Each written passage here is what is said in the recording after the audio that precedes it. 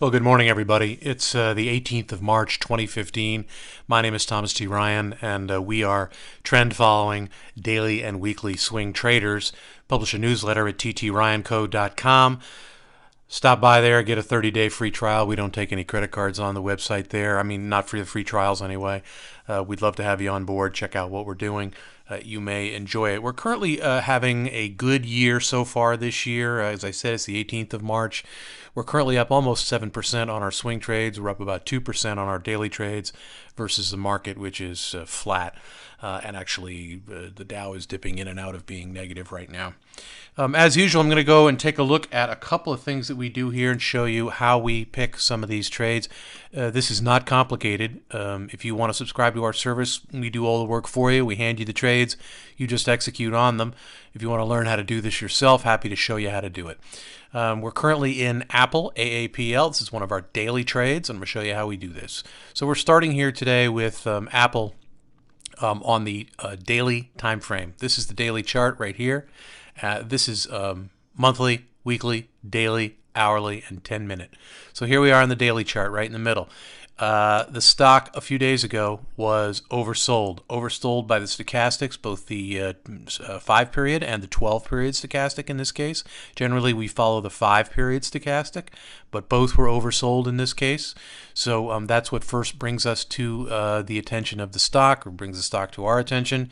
And we took the stock right here on this bar. Zoom in a little bit. We took it over the high of this bar.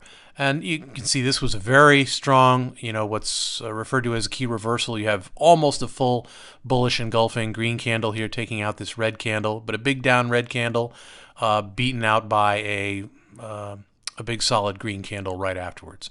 So, a good sign. So we go ahead and take this over the high of this bar, which we took right here. The stock went negative on us for a few days, and now it's taking off, and we're nicely profitable on the stock. So just having a stock oversold is not good enough. So what do we look for? Okay, the stock is oversold, and it's oversold in a nice upward trend, right? This trend is clearly up in the stock, and Apple has had a nice pullback, but it's not a detrimental pullback. The stock is in no way in any kind of trouble. So we're going to go ahead and take a stronger look at this. Pull back on an uptrend. Simple. The next thing we want to look for is some supporting technical on this time frame. So in this case, the MACD was positive, and that's a very nice thing. Very often the MACD in the trade time frame is negative, which we'll ignore it at that point. This is just further positive support. This MACD is matching this trend line. So we like that. We like all the rest of these. They're all oversold in a positive MACD and a positive trend. But that's still not good enough. The next filter we look for is the next higher time frame, the weekly time frame. And if we look at a longer time frame, is this stock in a strong, consistent weekly uptrend? You see minor moves up and down, no major pullbacks, nice and tight. We see a moving 50-week moving average moving up solidly. So all of this looks nice, strong, and consistent. We see multiple tests here, here, here, here. The stock has tested the trend several times and has survived it. Next, we want to see a matching MACD on this trend. So we have that. This MACD is in the same slope as this MACD. Nothing, new highs are matched with new highs. We don't see any divergences in the technical of the MACD. So once you eliminate all of that, and if you want to look at the monthly as well, you can see a strong monthly on this. We pay a little bit less attention to that. So we have a good entry point on a strong upward trend. That's all there is to it. And then when we don't pay any attention too much to the fact that the weekly time frame is oversold, when a trend is this strong, frequently these time frames are overbought. And we'll go ahead and probably buy into that as well. I meant to say the other thing which is critical, which we didn't do in this particular stock, and it's taking us a long time to hit our first profit target on this, is this entry bar was rather large, which means that our stop out is going to be rather large as well. Sometimes we'll tighten up the stops on this to create a profit as fast as we can. You can see our first target on this is 128.24. We have not hit that yet. The high today was 127.90, so we're within pennies of that, but we have not hit our R1 target, and now Apple's pulling back here this morning. We're having a down day, but Apple's still having an up day.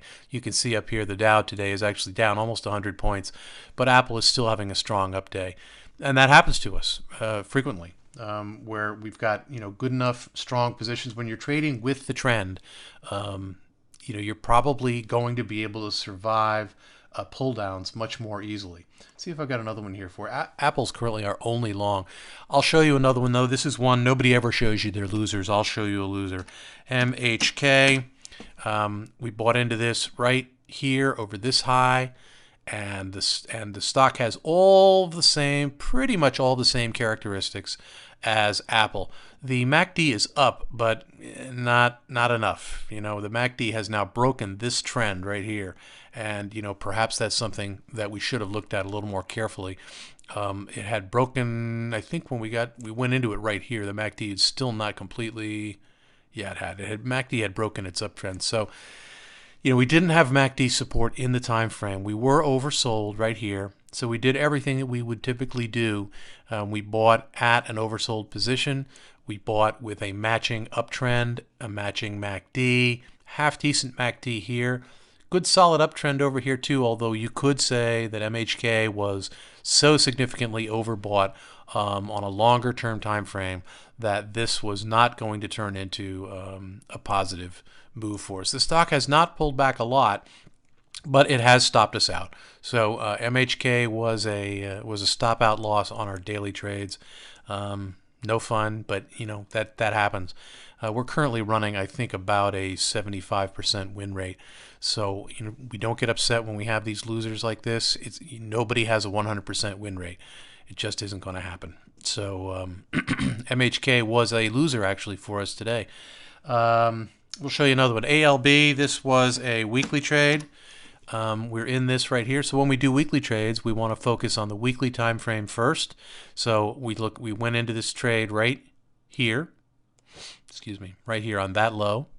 So why did we do that? Okay, the stock was overbought, as you can see right down here, overbought on the weekly charts in a decline. Stocks that are in decline and overbought are probably going to decline some more. And we look again for a matching decline in the longer time frame. In this case, Albemarle Corp is specialty chemicals. A little bit tricky. This is not a particularly strong downtrend on this stock, but there is a long-term downtrend. I mean, this is what is this? 1, 2, 3, 4, 5, 6, 7, 8, 9, 10 months. So almost for a year now, this has been trading down.